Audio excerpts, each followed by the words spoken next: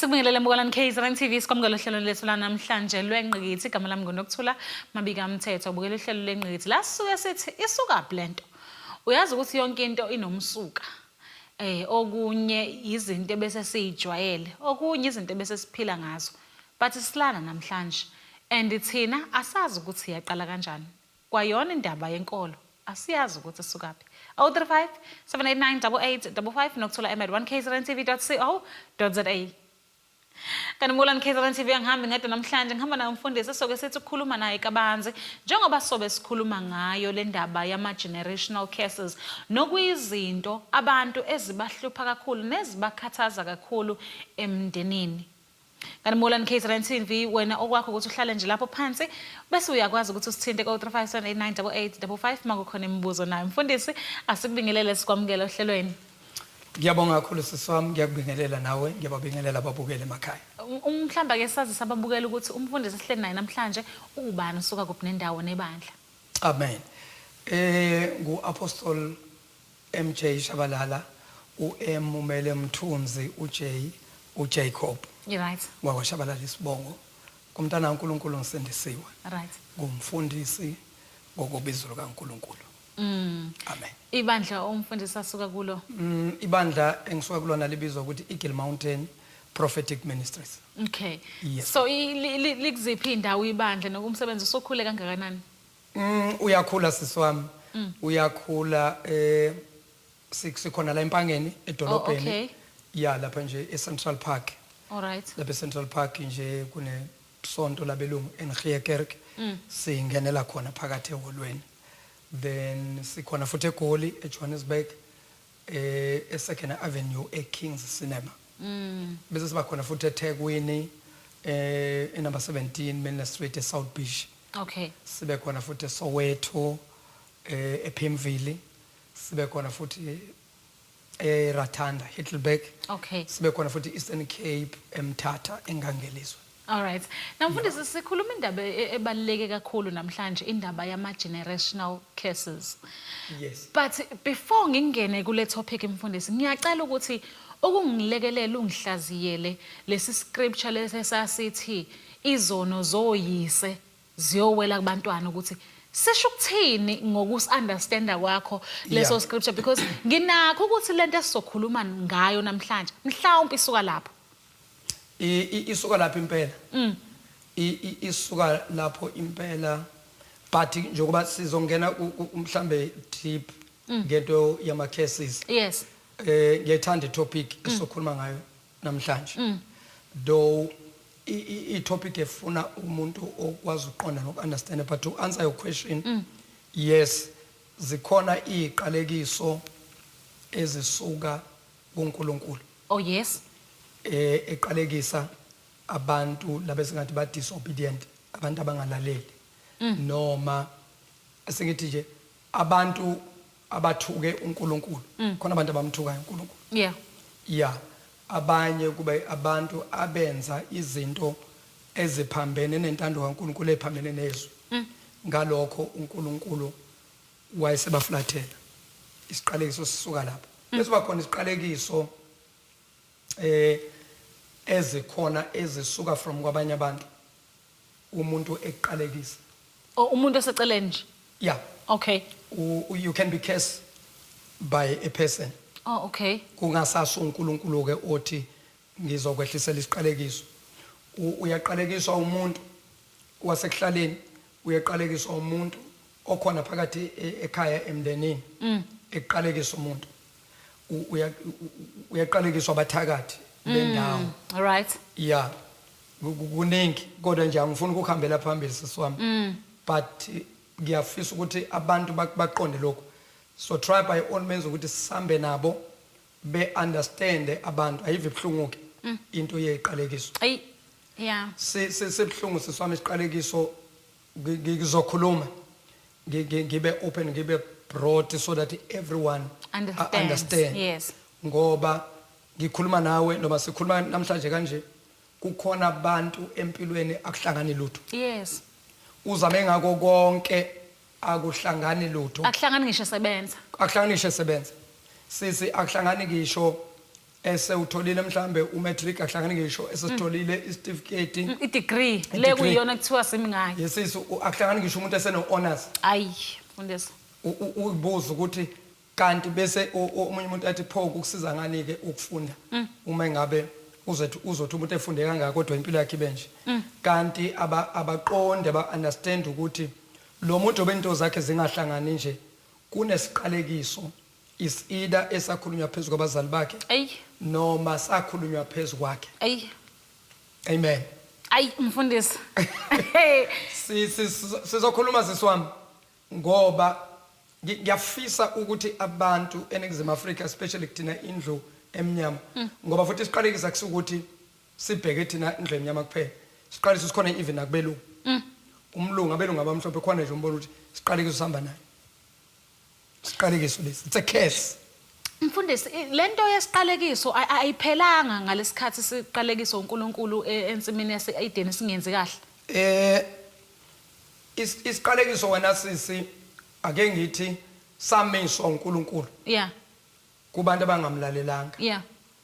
Kunesizukulwane esingazange simhloniphe uNkulunkulu. Esenza izinto eziphambene nentando kaNkulunkulu. Yes. Ake ngithathe from way back abantu bengakamazi uNkulunkulu. uNkulunkulu wayemisela ukuthi abantu bayophila ngomthetho. But according to iBhayibheli lithi umthetho wawumisiwe for okwesikhashana bese mali counter iBhayibheli lithi umthetho wawumisiwe for 430 years. In other words makudlula u430 years abantu uNkulunkulu yabakhulula ngaphansi kwesandla somthetho. Yeah. Why abantu bekhulula phansi kwesandla somthetho? Because lithi iBhayibheli the letter kills. Malithi iBhayibheli the letter kills kusho ukuthi umthetho uyabulala. Ngoba umthetho unzima ngoba uyishumi umthetho. Yes. Singakabali ama common laws. Sibala imithetho eyishumi lena esithi i10 commandments. Yes. Ngoba kukhona i10 commandments. Ngaphansi kwe10 commandments bese kuba khona imithetho ebizwa ukuthi ama common laws. Ama common laws usho ukuthi imithetho yasekuhlaleni. Yes. Imithetho izinto engamelanga abantu ekuhlaleni. Yes, kuleyo ndawo. Yes. Yes, kuleyo ndawo. Then ake sathe imithetho eyishumi kuyona egavena yonke eminye imithetho. Imithetho eyishumi iBhayibheli lithi ungabulali ungaphingi ungebi yonke ishumi mesephelele. I-danger yokuphila ngaphansi komthetho ile uma uphule owodwa le ewu9 wayigcina iBhayibheli lithi kufana nokuthi uyiphule yonke. Ayi. So now that is why ke isiqalekiso sakwazi ukuthi singene kubantu. Because of that. Because one umuntu ophilayo emhlabeni angeke ahlala ngoni. Yeah. Futhi akekho umuntu ongoni. That is why ke uNkulunkulu wathi away. I guess before sifika kuNkulunkulu esusa umthetho. Ake sithathe uhambo olufushane lika Mose eshiya ibandla ngenzansi kwentaba uNkulunkulu embizela phezulu entabeni. Yes. uNkulunkulu mayibizela uMose phezulu entabeni lithi iBhayibheli uNkulunkulu wehlela phezulu kwentaba wehla ngefu wamboza intaba. uMose wayehleli phakathi kwefu. uNkulunkulu uzwakala ekhuluma noMose ethi lalela bhala konke lokho noma athi bhala konke lokho engiza kutshela kona. Wabhala uMose wayibhala imithetho eyishumi waseyibhala eminye futhi imithetho lena ekuthe mina eyasekuhlaleni ama common laws ngoba uMose mayehla entabeni wehla phethe ibhebhe ezimbili zamatshe. Yes. Esokuqala sasiphethe 10 commandments. Esesibili sasiphetheke lemithetho ke engithi mina yasekuhlaleni. Then uNkulunkulu amtshela yonke into uMose wathi hamba ukufundise kubantwana bami uIsrael lokho. Noma amagama uMose umsebenzi wakhe ukufundisa abantwana bakaNkulunkulu ngemithetho eyishumi. Phinde futhi ekuhlaleni sebahlezi manje ekuhlaleni kukhona itende lomhlangano elikhulu. Bese kuba khona amatende ngokwehlukana wabantu abantwana bakwaIsrael ngokwehlukana ke kwezizwe zikaIsrael. Yeah. Angithi uzakhumbula masikhuluma ngoIsrael abantwana bakaIsrael. Now la ngifuna ukuthi sibuke nako nasisi. uMose makehla entabeni uphethe ibhebhe ezimbili zamatshe. Yeah.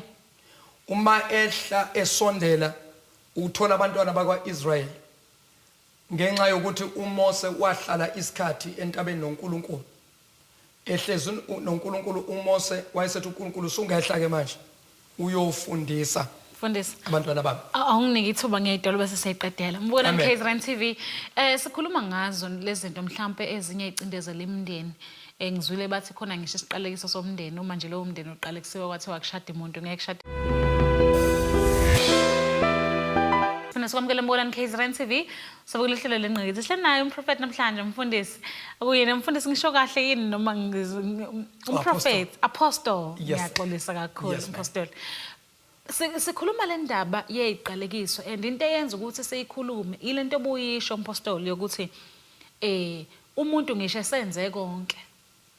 Ngisho eseyiphathe kahle waba intombi. Nkosi yami. Wangadlala ngobusha bakhe. But uma uthi uthuthu uyalandela ekutshela ukuthi kunesiqalekiso somndeni. Mina ngokwami ngingayitshela ukuthi mhlawumbe isiqalekiso sama ngoNkulunkulu.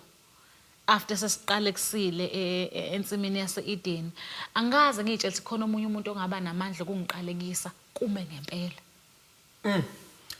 Kuyenzeka. Kuyenzeka. Isiqalekiso sabakhona in the Garden of Eden. Yahamba iminyaka zabakhona izizukulwane ngezizukulwane. The more uqhubeka iminyaka is the more uNkulunkulu ambuleka kubantu. Yeah. Mawungabuka from ku-Adam ukuya ngoba iminyaka ihamba ngama 2000. Yeah. Isiqalekiso sikhona. And uNkulunkulu the more iminyaka iqhubeka is the more uNkulunkulu ebonakala kubantu. Yeah. Kanti futhi the more kuqhubeka iminyaka the more abantu besuka kuNkulunkulu. Yeah. So now into engifuna ukuthi ababukele ekhaya kumakhaya laba sibukele khona ba understand lokho. Sikhona isiqalekiso esamiswa uNkulunkulu. Yeah. Kodwa ukufika kukaJesu Kristu ethunywa uNkulunkulu emhlabeni. Lokho kwafike kwasusa isiqalekiso seso. Right. Right. Bese kuthi wena sisi wami ububi obukhona ekuhlaleni ngisho njalo. Ngoba sonke siphila emhlabeni kukhona la sibuya khona. Yeah. Sibuya emakhaya kwindawo ngohlukana kwendawo. Ikhona emoya yendawo. Kwazi ukuthi nje la kule ndawo le abantu balana abaphuzi bayahlona. Kukhona indawo nje ukuthi lena nje indawo nje kwande abantu nje badayisa ngomzimba into yasekuhlaleni. Yes. Lezo zinto lezo abantu abakwazi lokho ukuthi kuNkulunkulu kubukeka njengesinengiso. Futhi abanye kuyisiqalekiso. Khona sisiwami umuntu ongeke akwazi ukuphila ngaphandle kokuphuza. Kumele aphuze Monday to Sunday. Lento lo muntu uya ngisho emsebenzini efike esebenze useyaziwa nasemsebenzini. Hey. Ufika vele nabelungu sabaze bamiye uyawenza umsebenzi. Kodwa inkinga nje utshwala kakhulu uhlukana nayo. Ulandelwa lesiqalekiso. Ulandelwa lesiqalekiso. Ungathola ukuthi isiqalekiso esakhulunywa mhlambe ngoba iqalekiso kuba khona isiqalekiso esikhulunywa phezulu kwabazali. Yeah. Esihamba nawe sekubambe. I dealt nenye ifamily ngizokuphuma nje kancane. Ngike ngadila nenye ifamily umunye umndeni ngeke ngithanda ukubiza isibongo sawo. Uma ngishumayela enkonzweni uNkulunkulu yangambulela ukuthi khulekela lo ubuya emndenini usangitshela uNkulunkulu ukuthi ubuya emndenini ophila ngaphansi kwesiqalekiso. Eish. And isiqalekiso aqalekiswanga ingane kodwa kwaqalekiswa ubaba. Amagama kwakhulunywa nje isiqalekiso okhalweni luka baba. Kwathiwa Ukuthi nje yonke into eyophuma lapho. yonke into eyophuma nje okhalweni lalo baba nje yoba useless. Hey. Bantwana kuyahlusha uyazi siswami ibhlungu leto esikhona namhlanje. Kunamakhaya kunemizi ethi noma imile undlula inhliziyo yakhe ibebhlungu. Abanye lemizi sikhule ingcono kodwa the more iminyaka ihamba itshekile indlu. Yeah. Iyawa indlu. Bayashona abantu. And abantu bakhona bashona mysteriously. Abanye bashona ngokugwazwa. Bonke abantu bala kulomndeni bashona ngesikhali. Abanye bayagwazwa, abanye bayadutshulwa. Ayi. abanye bafa ngenkemba lento isiqalekiso kufanele besizwe noma basizakale and isiqalekiso akusunoma ubani ongakhuleka noma ongakwelapha akwelapha ukuthi isiqalekiso sisuke. But mfundisi mhlawumbe nje ukukuphazamisa mina njengomuntu osuke esenkingeni noma engaphansi kwecase ngiyakwazi ukubona ukuthi hayi ngeke phela. Uyazi sisi into ebhlungu ngecase uyabona kodwa kube yikhona ukuthi awazi ukuthi uzokwenza njani ngoba ukuzama konke sisi ngoba nala ehambeni ukuthi udibane nabantu uhlangane nabantu bathi mntanami uma uhlangane nje nabantu lese abasebenzisa isiZulu ethi mntanami hamba ulungisa umsamo. Yeah. Uhambe uzame ucele mhlambe komalume or ucele la ucela khona uhlanganise uhambe uthi uyolungisa umsamo kunokuthi kulunge kuvele kube worse. Abanye uyahamba enkonzweni abefundisi bakhipha iprofeto beprofete besho ukuthi into yakho isuka ekhaya. Abanye bakhulekele ungalithola usizo. Abanye bakhulekele ngempela sime isiqalekiso. Yeah. Yeah. Kuyaya nangabantu futhi nanokuthi isiqalekiso sakhulunywa kanjani.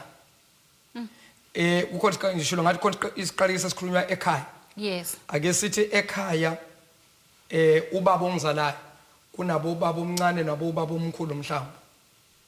La ekhaya ikhaya elikhulu umuzi omkhulu. Obaba bakhula bonke baba namakhosikazi. Wasuka impi yomndeni ukuthi izingane zika Jakobe ziyaphumelela zona. Yes. Izingane lezi ezinye ngathi akuthi kahle bese lo omunye ngaphatheki kahle ehambe mhlambe ebantwini eyovala lezi ingane. Yeah. Abanye bakwazi even wena sisi nokushintsha even ibusiso. Uthola ukuthi eBhayibhelini. Yeah. Abanye bakwazi ukushintsha even isibusiso uthola ukuthi yena mhlawumbe ingane zakhe akusila abantu abahlanipheka kangako. Uyakwazi ukuthi even entshontshe isibusiso salaba size ngapha. Namhlanje ngikhuluma kanje sisi kukhona abantu abasemshadweni abashada. Kodwa abashadanga ngoba kwashadwa ubona noma kwakuthandwa bona. Ayi. Kodwa bashadwa ngoba kwa exchangewa inhlanhla. Ngithola ukuthi ekhaya niyazalwa nintombi. Yeah. Kukhona ingane zomamkhulu khona ekhaya mamdala njalo njalo. Ehambe mhlambe ebantwini eyothola amakhathakhatha esebenze nini inhlanhla yakho yomshado sisi isuke ihlale kulaba bashade lapha. Kodwa mase silandelisisa kahle into sithola ukuthi kahle kwakumele kushade wena. Umshado lo okushade lowa kwakuwumshado ofanele ngoba lowa azathola umshado uthole ngenhlanhla yakho. Yeah. Then wena kuweke manje sekukhulunywe isiqalekiso kwathi phela isiqalekiso abanye mhlawumbe umunye umuntu angabuza iquestion ukuthi yini isiqalekiso, what is a case? Isiqalekiso amazwi akhulunywayo angemahle, amazwi aqalekisayo, amazwi abophayo, amazwi avimbayo, avimba inhlanhla, avimba impumelelo, avimba yonke into nje right. Amazwi akhulunywa noNkulunkulu naye mayeqalekisa wakhuluma amazwi, nomuntu naye mayeqalekisa ukhuluma amazwi, omunye ukhuluma amazwi nomhlambe ke sithi uye aye kumuntu osebenza ngemithi. Mhlawumbe mfundisi yes because ngifuna ukuya lapha impela kule yokusebenza ngemithi. Leyo ukuthi isiqalekiso umuntu uzokhuluma kimi isiqalekiso. Yes. Ngingazi ukuthi ngizoyibeka kanjani noma fanele ngisamngamukele lento ayishoyo bese iyenzeka noma ngikholwe lento ayishoyo bese iyenzeka noma mase ngiqalekisile nje sekuphele kanjalo but mhlawumbe asuphendule masibuye ezitolo. Mbonani KZN TV siya ezitolo siyabuya.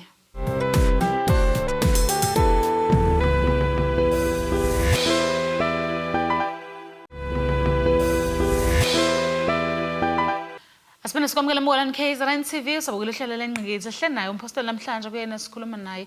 Sikhuluma indaba yokuthi singenza kanjani because uyabona ukuthi lento esivimbile akusesikhona ukuthi amathuba emisebenzi awekho. Usufunde ngisho ama degree ahlukene ngenxa ukuthi ufuna unkanka ngapha nangapha umsebenzi but akwenzeki.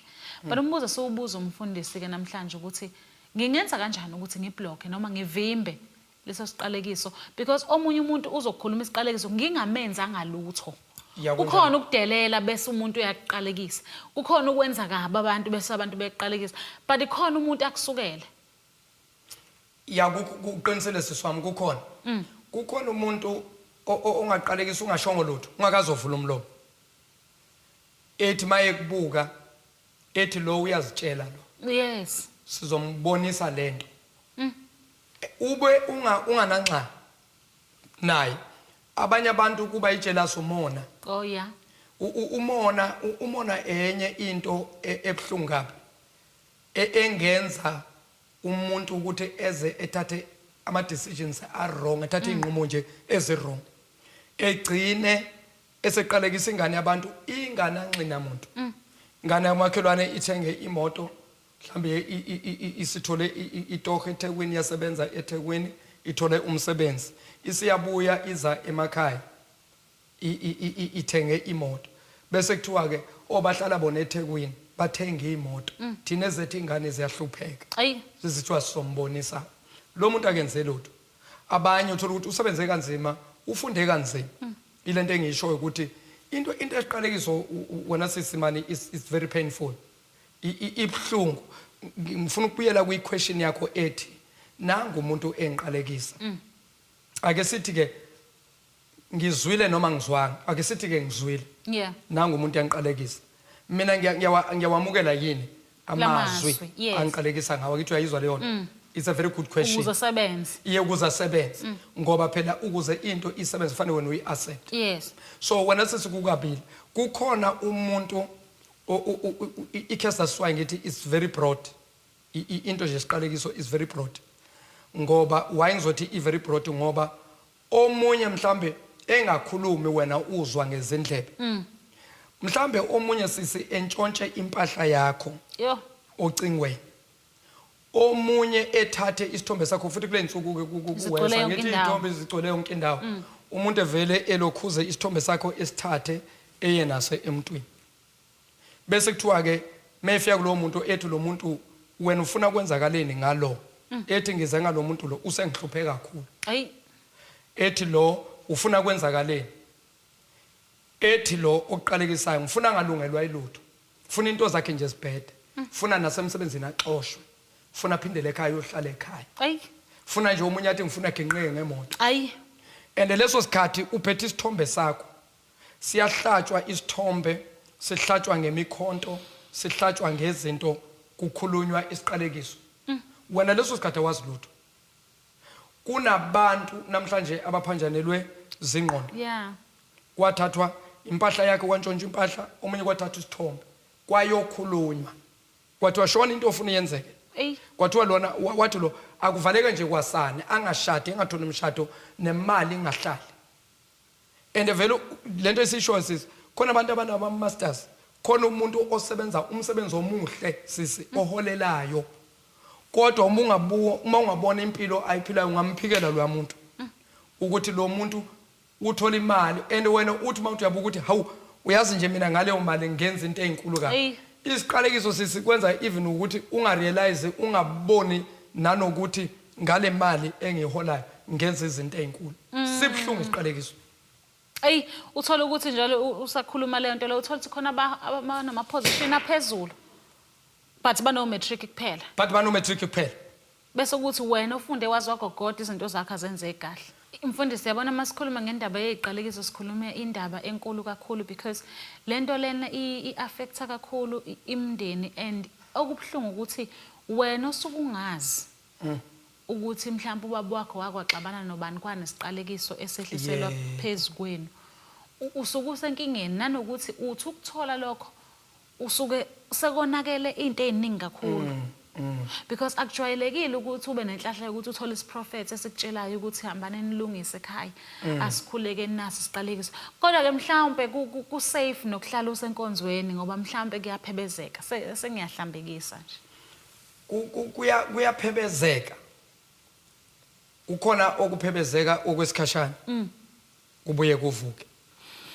Kukhona okuphebezeka umphelo kuphela. That is why when I say ngifuna ukuthi abantu bayibuke on both sides. Ngoba ngizoyikhuluma mina ngendlela yenkolo mhlambe ngeChristianity kube khona umuntu othi uthini ngami mfundisi mina engingaye esontweni Yeah.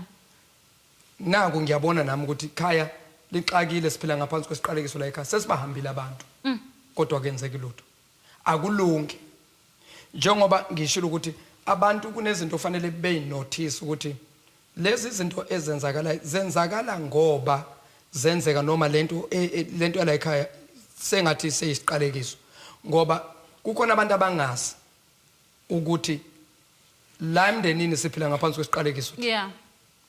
bayaqhubeka bayazama sisiwami but nje akulungi nazi intombi zikhona la ekhaya zonke zigugele ekhaya Ezinhle futhi. ngikutshela sisi ngentombi ezinhle ekuhlaleni ziyabathola abalingani abalast zithi kusasathi ivele iphele into yakhona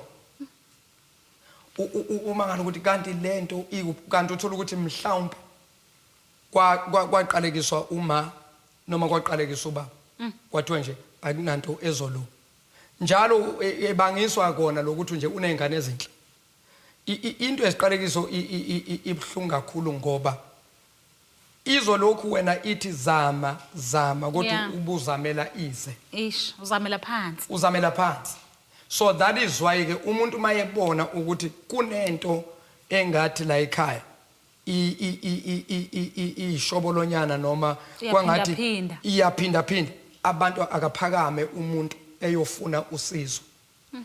One family engakhulekela abantu bakhona bashona njalo ngoAugust noma ngoSeptember noma kungahlukana ama date kodwa nje unyaka nonyaka kuyaziwa ukuthi ngenyanga kaAugust noma ngenyanga kaSeptember khona ohambayo bayangcwatshwa abantu kuphela abantu abadala sekungena abantwaneni manje kungena kwigeneration kulaba abasha manje into enjalo ekhaya fanele niyiphakamele ngoba uyabona abantu bakhona bashona ngenyanga eyodwa bangahlukana mhlambe ngama date kodwa nje bashona ngaleyo nyaka ngoSeptember bahlalelo valweni lokuthi siyazi ukuthi kulonyaka baze bathi mabaqeda ukungcwaba lo baze bathi kazobani olandelayo Hey. wahlangana nabantu abasho njalo bathi kaze kulandela bani kuloko and besho kanje kube vele kuzokwenzeka ngonyaka ozayo ngayo lenyanga le kusho ukuthi it's a curse of a month whoever owenza lesiqalekiso noma wakhuluma lesiqalekiso ngaleyo nyanga le wathi nje ngale nyanga le bazofa abanye abafi njalo ngaleyo nyanga kuba nezingozi ethola ingozi umuntu edriver ethola ingozi umuntu esemgaqweni ethola ingozi umuntu asemsebenzini ngaleyo nyanga leyo kuyaziwa khona la ekhaya uzolimala omunye ekajwa abantu nje emgaqweni omunye nje egwazwe ngaleyo nyanga leyo kuba khona into enzakalayo like it's a curse of a month yinto ofanele ikhulekelwe ibreak Esinye isikhathi uyayibuza ungabe umkhuleko wanele yini ukususa lolu sizi olungaka olusuke luboshwe iminyaka neminyaka elunye liboshwe nangobuthakathi aseyitolo mbukalani KZN TV hle na umpostoli namhlanje sikhuluma ngayo indaba zeziqalekiso wena mawubuke emndenini wakho yini linibophile seyitolo siyabuya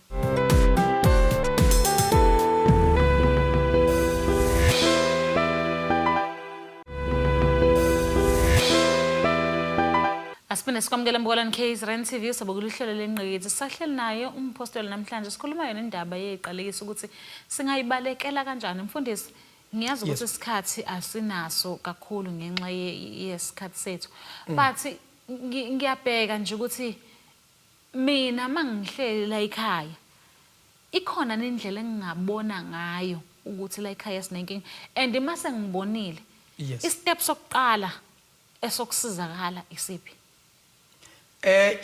istep sokuqala sokusizakala sisiwami akuve kubalekile ukunothisa izinto empilweni mawumuntu fanele impilo yakho uyibuke wonke umuntu impilo yakhe uyayazi yazi sisiwami kufana noma ungakafiki endaweni ofanele ufike kuyona kuzoba khona lento ezolokhu ihlezi kutshela ukuthi izinto zakhe azikalungi so now once wanothisa leyo nto kusho ukuthi ngoba abantu banama different beliefs wena sisi abantu banokukholwa okwahlukahlukene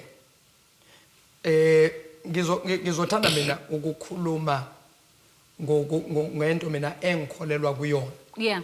Ngoba at the end of the day uNkulunkulu uyena ogcinayo. And uNkulunkulu uyena futhi onamandla wokuremove iqalekiso. Ngoba kukhona iqalekiso sisiwami njengoba sikhulumile ngeqalekiso eziningi ezahlukahlukene. Khona iqalekiso ongathi noma uhambile wahamba sisi kodwa sithule sithi singanyakazi. So uNkulunkulu kuphela oyofika engene kulomndeni lowo efike ephule sonke isiqalekiso kube khona ukuthula la ekhaya. Hey. So now umbuzo wakho uthi ke naku ke sengiyabona ukuthi ayiman akhambi kahle. Yini okufanele ngiyenze? Sinyathelo ofanele ngisithathe isiphi? Isinyathelo ofanele usithathe siswami fanele uqale uthole usizo. Zama ukuthi uthole usizo ngayo yonke indlela. Ngoba isiqalekiso noma singahlala nawe phansi sikunikeza icounseling. Isiqalisa sizokususwa icounseling. Ukuthi sikunikeza icounseling manje siyakukhansela ukuthi empilweni yenza ukuthi nokuthi sizohlala nawe phansi kuneze icounseling. Isiqalekiso sisuswa ukuthi ube delivered sinqantshulwe isiqalekiso phezukwa. Sinqantshulwa kanjani ke isiqalekiso? Mina ngizokhuluma ngento engibone isebenza. Ngizokhuluma ngento engibone abantu abaningi abantu njengoba ngikhuluma nje namhlanje la ku KZN kunabantu sisi abazosibukela bazofakaza besho ukuthi ngiyamazi lo yababa. Safika kubheda umndeni wasekhaya kungananto ehla sisi ngihlangene nabantu abaningi. Ngihlangene nabantu abaningi that's why ngithi into eqalekiso ngifunde ngayibona wangifundisa uNkulunkulu ngabona ukuthi ibhlungu lo wayesethi uNkulunkulu kimi ngunikile amandla. Hambo bakhulekela bonke oyobakhulekela mabekholwa bazoba free. Noma koti last leyaksekudala ke le. Kunoma koti njalo mayebamba ngiyachitheka. Yeah. Mhlambe ukuthi 2 months kuchitheke. Ngimkhulekela uma ngimkhulekela yaphela inyanga oqala, yaphela inyanga yesibili, yaphela inyanga yesithathu. Uma kuphela inyanga yesithathu ezoqala inyanga ka4 wayesethi baba sengena kule nyanga engithomentayo ngiyazi ukuthi unumber 4 kuba khona into enzakalayo. Ngithi kuyena ke lalela makoti kuloko akuzikwenzeka lutho. Ekholwa kodwa ubona ukuthi akakholwa kahle ngoba lento seyimhonte kakhulu. Yes. Yabona. Engene kwinyanga ka4. Ibe phakathi afike kunyanga ka5. Hey. Ethi baba hayibo. Ngiyaqala solo kwaba yimi. Kuphelela ku 3 months, kuphelela ku 4 months. Kuvele kuchitheke. Sometimes kuchitheka ephupheni, sometimes kuchitheka emsebenzini. Nje noma sometimes kuchitheke khona la ekhaya. uNkulunkulu leyanto uyayibona ukuthi kwakuyicase, kwakuyisiqalekiso, kwakuyinto edla abantwana. So now uNkulunkulu namandla wayibreaka lento. Namhlanje ngikhuluma ngomuntu mina onengane eno 1 year. 1 year. Iyakhula ingane fresh ayinalutho. Ay. Ngisho noma yobeletha futhi sise uyabona into esiqalekisa ngazo singayikhuluma. Kukhona ngisho nesiqalekiso sokuthi umuntu mayobeletha nje kube nama complications xakeke kudideka odokotela. Ngoba uzobeletha umntwana kanti kwakhulunywa isiqalekiso. Yeah. Ejuluka umuntu ebangwe nezibi odokotela nabo benze konke wonke ama means kuba uNkulunkulu nje omsindisayo. Into eqalekiso angifuni ukuthi abantu ngibafakele uvalo. Yes. Ngoba egcineni bazothi abantu uyazi lento lo baba ekhuluma ngayo into enzeka la ekhaya. Bese abantu ke manje bahlalela uvalweni. Lalelani iqalekiso number 1 zikhona. Kanti futhi iqalekiso ziyasuswa. Isiqalekiso siyanqantshulwa nje. Sibreakwe abantu umndeni ube free. Angikhulume ngento engizwe, ngikhuluma ngento engibone uNkulunkulu eyenza. Na mfundisi nami I've seen imndeni othola ukuthi ibisenkingeni yeqalekiso. Yebo. Uthola ukuthi akulungi lutho. Whether ingane zamantombazane noma kwezabafana. Hey sis. Kwesinye isikhathi uthola ukuthi oyosinda oyophuma mhlambe ayohlala kwaanti. Esinde ngalokho. Asinde ngalokho. Kunjalo. Mhlambe bese buye kwazi ukuthi atakule umndeni wonke. Kwesinye isikhathi uma unyathela nje emagcekeni kube ukuthi isukile.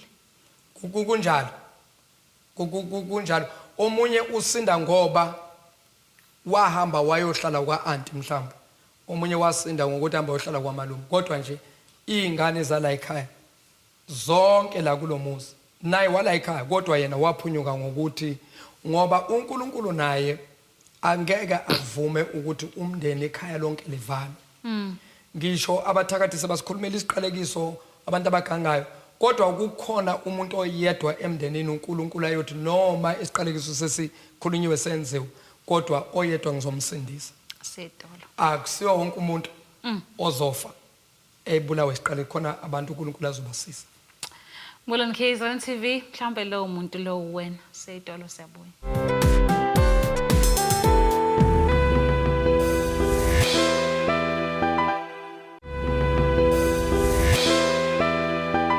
Asifuna sikwamukele Mbulani KZN TV sabukela uhlelo lengqikithi hleli naye umpostoli namhlanje kodwa njengamanje sasifika esigabeni sokugcina sohlelo lethu siyafisa nokuyobona ukuthi umpostoli bakhonza kanjani ebandleni la bakhonza khona so uzohlala nje sithi ukubabukela mase beshumayela okwamanje asinikeze umfundisi simnikeze ithuba goqo mfundisi asibonga kakhulu ngesikhathi sakho nokuthi usivakashele endlini zomsakazo amazwi akho okugcina umpostoli athini.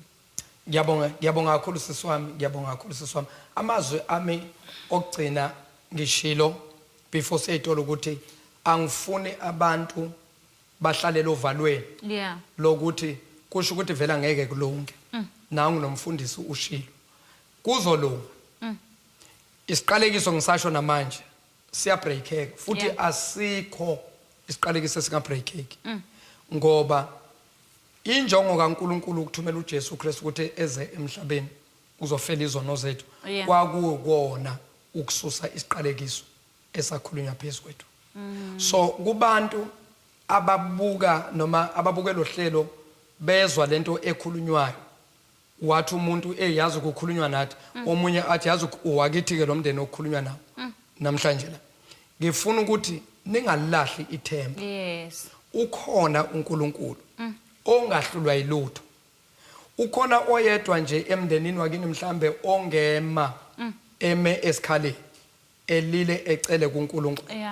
Umndeni wakubo ungasinda umndeni wakini ungakhuleka ngawe ngoba uNkulunkulu kazi ukusebenzisa wonke umuntu okhona emndenini. uNkulunkulu uzosebenzisa umuntu oyedwa ukuthi ekhulule umndeni. Abanye bethu njengoba ningibukele singama solution wokuthi sikhulule imndeni yethu. Abanye abantu bonke abathi ngiyamuzwa yazi mina lo baba ngiyayizwa futhi lento ayikhuluma yikhona iqiniso.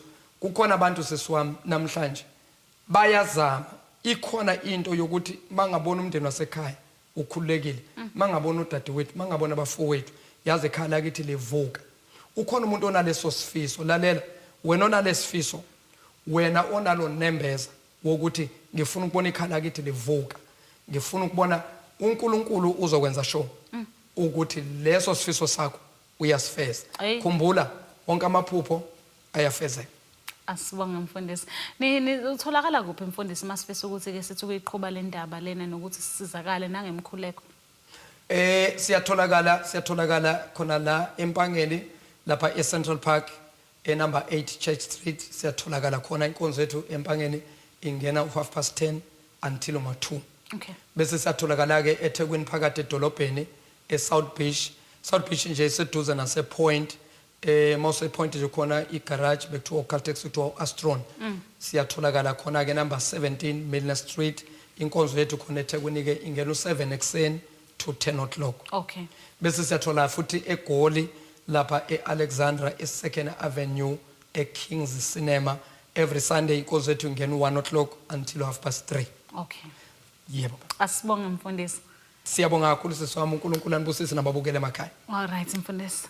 Asibonga kakhulu kumpostoli ngokuthi asilekelele ukuthi sikwazi ukunpacka nazi isihloko sethu besibaleke kakhulu because imndeni yethu ilimele kakhulu ngenxa yezinto ezinye zazo asizazi ezinye zazo mfundisi ezinye zeziqalekiso njalo siyibizela thina ngenxa thina sesigeneration embi edelelayo. Uyabona wayise ukhuluma ukuthanda kwakho umuntu akhuluma amazwi kanti azokubopha. Uyabona that is why usiswami njobo kade ushilo ukuthi isikhathi sethu sincane bekufanele ngoba bengisilanda mina emumva isiqalekiso bokufanele sifikeke kule generation le ayi ngoba ke ayiveke le generation le ihamba ngaphansi kwesiqalekiso kunezingane namhlanje eziphila ngaphansi kwesiqalekiso zadelela abazali bazo zathuka abazali zaphakamisa izandla zashaya abazali azidakwa namhlanje ezinye aziphuza utshwala kodwa empilweni kustakile impilo imili ithuli lithe tu ngoba waphakamisela umzali isandla isiqalekiso leyo nto phambi kwaNkulunkulu isinengiso futhi umzali omphakamisela isandla and ibhlungu because izokwehlela kubantwana bakho yena uzobe ungasakhumbula ukuthi konje yimini engenza njena yesisi liyekeleke ngoba omunye ngathi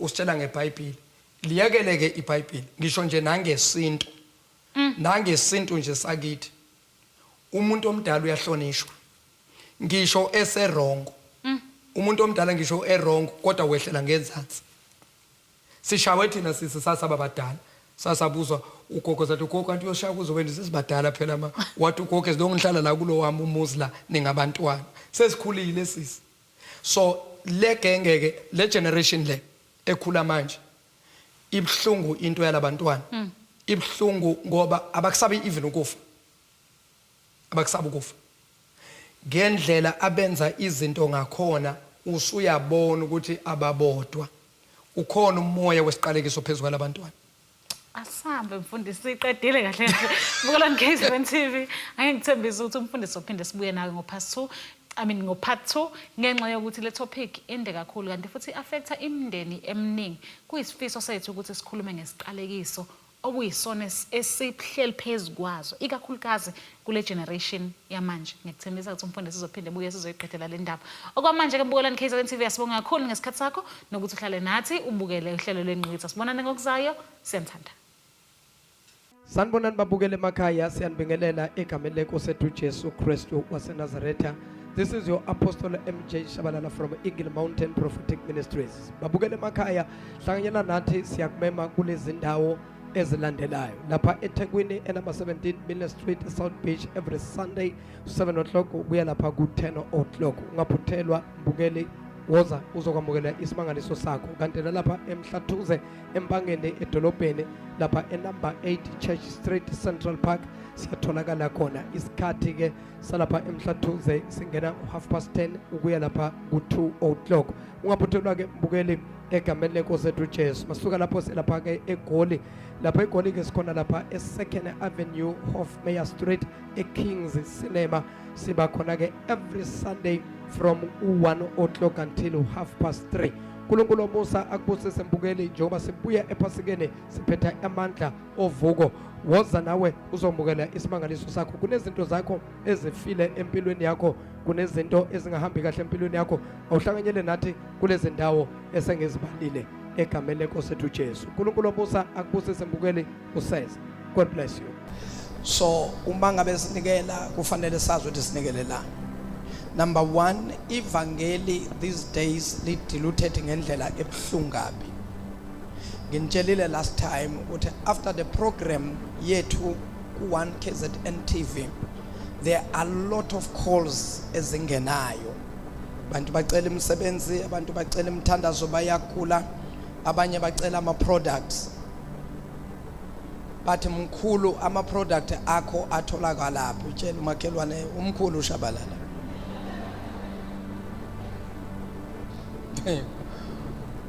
Akanithi mkhulu Shabalala. Manje I have to address abantu ukuthi anginawo ama product ngiyakhulekela nje ngezwi likaNkuluNkulu kuphela. But awumkhulu ama product awunawo ngithi cha nginawo. You can't blame those people because abantu abaphethe izinto bangene ku television. So na wena mawungena ngezwi likaNkuluNkulu bakumangalela ukuthi wena una product kodwa uthi uzosiphilisa. So uyayibona leyo ukumosheka komsebenzi kaNkuluNkulu ukumosheka kwevangeli abantu abafuna uNkulunkulu bafuna ama product angithi uyayibona indaba yini indaba It is because abantu batrayile bahluleka. So into yokuthi uNkulunkulu angakuphilisa nje by laying of hands, by speaking the word, abantu abayikholwa leyo sekudlalwe kakhulu. Abantu abayikholwa lalela abayikholwa abantu ukuthi umuntu angaphila nje anganikwanga lutho. Khona abantu nje abathi angeke kuyadlalwa. Ngeke ene la simbonile uNkulunkulu aphilisa abantu ngezwe nje ngokushumayela ngokubeka isandla. So I'm standing in this podium declaring and saying Jesus is the same yesterday, he's the same today, he's the same tomorrow, he's going to be the same even the other years to come. Jesus still heals, Jesus still saves, Jesus still delivers, Jesus still restores, Jesus still redeems. The salvation of Jesus, it still works. Even the blood of Jesus, it still works even today. It still heals every sickness and disease. uNkulunkulu sayivula iminyango ngaphandle kokuhlaba imbuzi. Hallelujah. uNkulunkulu sayivula iminyango ngaphandle kokuyoguqa kuma altar ucele inhlanhla. uNkulunkulu sayivula iminyango ngezwi lakhe. Futhi akazi ukushintsha uNkulunkulu. Abakholelwa yilelizwi likaThixo, abenza lelizwi likaThixo lizobasebenze. Okwakho nje ukukholwa, awuthinta ababili abathathu uthi kholwa make kholwa. Kholwa, you just need to have faith in God. Kholwa.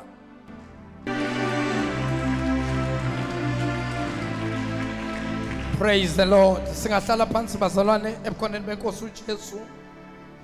Izwi lenkosi kwincwadi kaNumeri chapter number 22. So from verse 1 kuya ku verse number 10. Numbers 22 verses 1 to verse 10. Numeri chapter number 22 verse number 1 to verse number 10.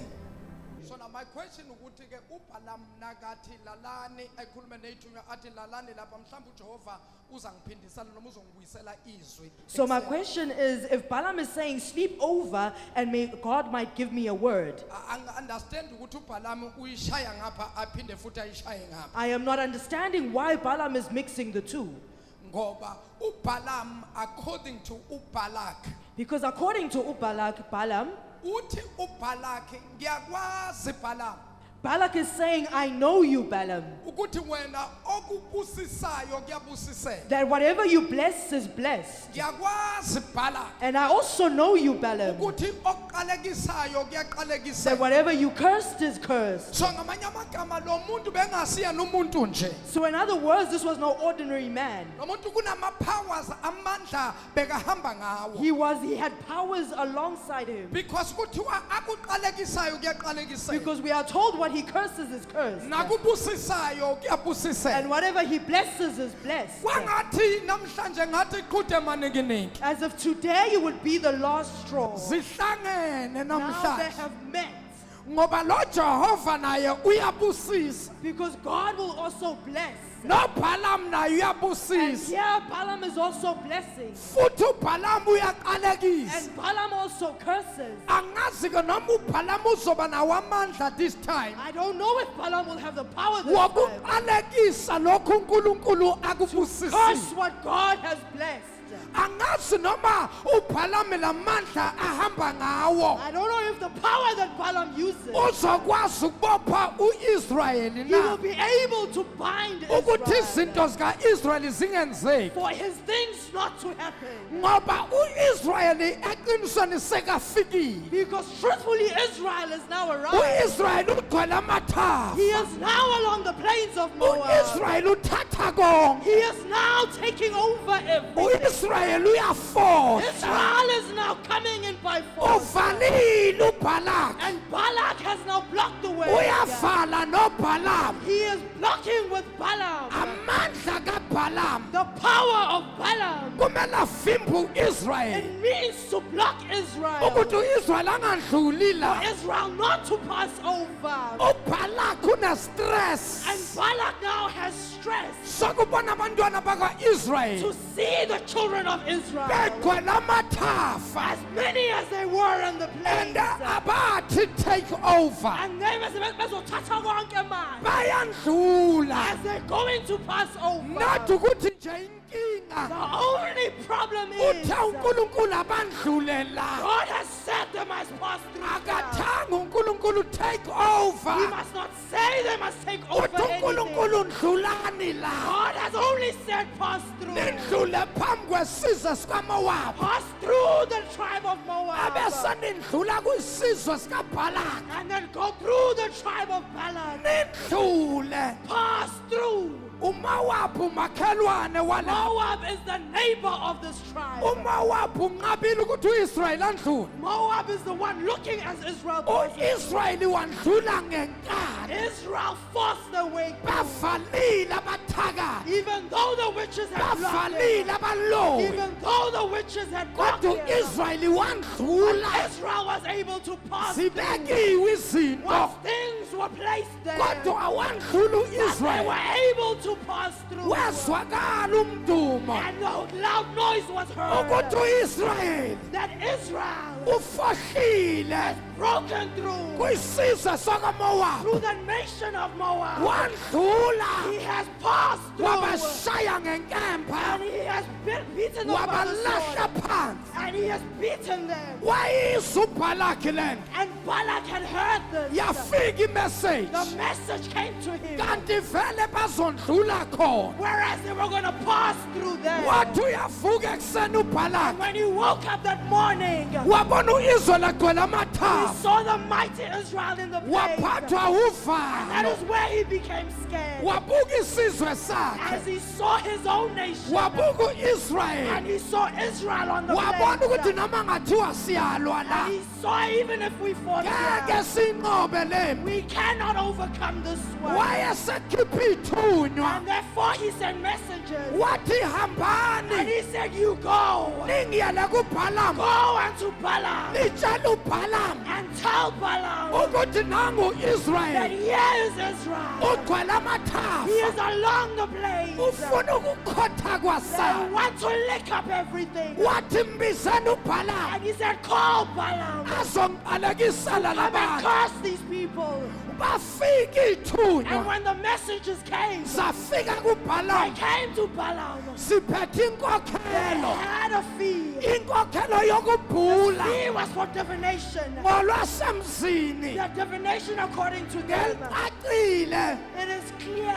babephethe imali They yokubhula had fee for divination. babephethe imali They yokuhlola had a fee for ukuthi divination. lempi sizoyinqoba As to whether we will overcome noma ngeke or siyinqobe whether we will have no victory. ithunywa nazifika kubhalamu His messengers came to Balaam. zithi uthi ubhalaki And they say in Balak says this, uzomqalekisela lesa sizwe come and curse this tribe. wathi ubhalamu And Balaam says to ake them, nilale just sleep over. mhlawumbe ebusuku Perhaps at night, ujehova uzoletha izwi Jehovah will bring a word. elishoyo ukuthi bayaqalekiseka Whether I can curse noma them, or baqalekiseka whether I cannot curse them. zalala ithunywa And the messengers slept over. zilinde They izwi were waiting for the word. elithi kubhalamu